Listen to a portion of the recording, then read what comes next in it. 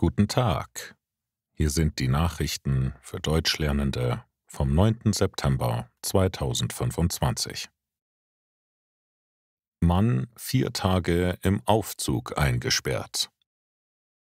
In Osnabrück ist ein Mann Mitte 70 4 Tage lang in den Fahrstuhl seines Wohnhauses eingesperrt gewesen.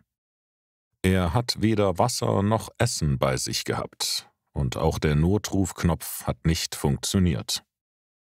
Grund war eine defekte Sicherung.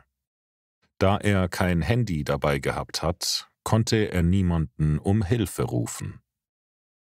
Der Mann ist gerettet worden, weil sein Sohn die Polizei alarmiert hat. Als die Beamten das Haus betreten haben, haben sie eine schwache Stimme aus dem Aufzugsschacht gehört und den Mann befreit. Der Mann war sehr schwach und hatte großen Durst. Er ist sofort ins Krankenhaus gekommen. Einige Wochen später hat er sich bei seinen Rettern bedankt und sie zu einer Tasse Kaffee eingeladen.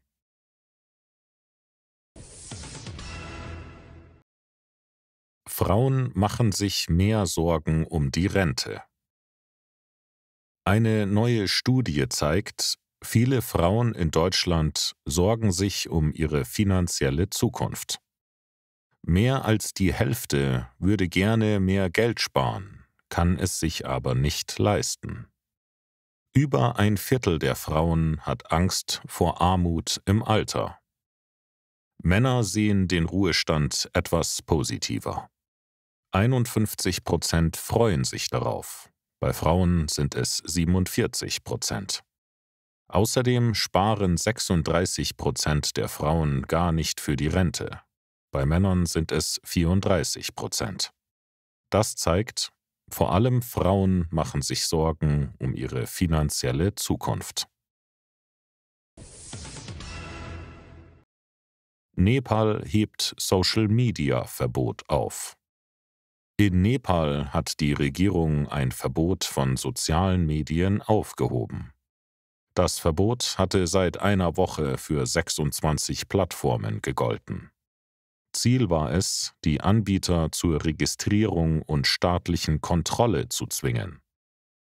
Doch die Entscheidung hatte große Proteste ausgelöst. Tausende, vor allem junge Menschen, waren auf die Straße gegangen. Bei Zusammenstößen mit der Polizei sind 19 Menschen getötet und über 100 verletzt worden. Immer mehr chinesische Firmen auf der IAA 2025. Zur Automesse IAA 2025 kommen so viele Unternehmen wie nie zuvor. Insgesamt nehmen 748 Aussteller teil, mehr als die Hälfte davon aus dem Ausland. Darunter immer mehr Firmen aus China. Das zeigt, dass die Messe internationaler wird, während die deutsche Autoindustrie im weltweiten Markt an Stärke verliert, besonders in China. In Deutschland haben chinesische Autos bisher nur einen kleinen Anteil. Doch ihre Zulassungen haben sich im Vergleich zum Vorjahr verdoppelt.